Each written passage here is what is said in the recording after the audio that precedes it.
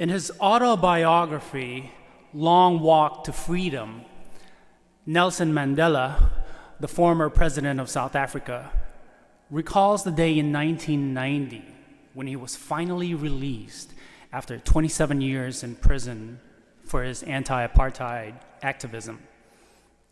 This Nobel Peace Prize recipient said in his memoir, "As I walked out the door toward the gate that would lead to my freedom, I knew if I didn't leave my bitterness and hatred behind, I'd still be in prison." What he said was spot on.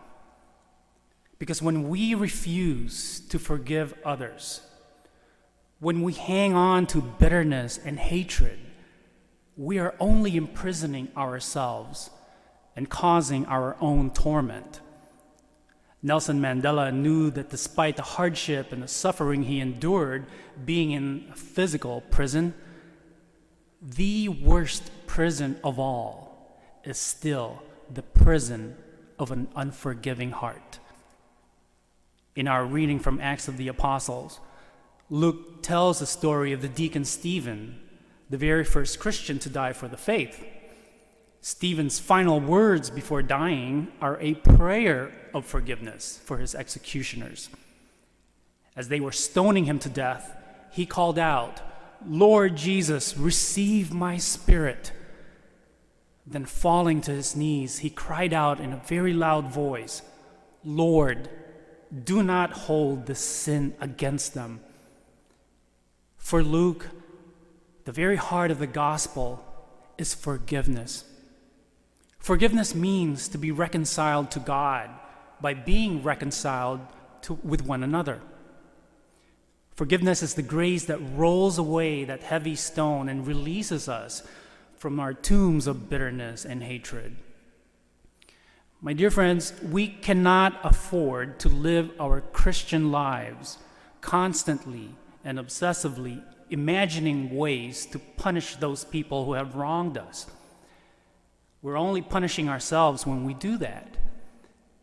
Have we already forgotten that God commands, not suggests, but God commands us to forgive? If we want to walk in obedience to Christ, as well as reap huge rewards for our health, our heart must maintain a readiness to forgive. What somebody may have done against us is one thing, but if we take Satan's bait of unforgiveness to heart, it will do much more damage to us than what somebody did.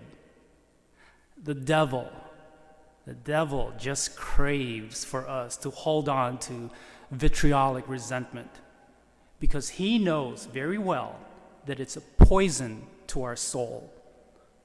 And it's no wonder Satan wants to make us think that it feels good when we don't forgive. So please, don't let him trick you. Stop him dead in his tracks. Don't provide the devil the power to bind us and hold us captive to hurt and pain. Let him be the prisoner, not us. A wise man once said, "To forgive is to set a prisoner free and discover that the prisoner was you." Hello, OLPH. My name is Mary Lynn Januszewski, and I'm the Director of Finance and Operations at Our Lady of Perpetual Help Parish in Glenview, Illinois. And this message comes to you with heartfelt gratitude and thanks for your ongoing generosity and support of OLPH Parish. This overwhelming generosity allows us to continue to serve and to minister to the parish community in so many different ways.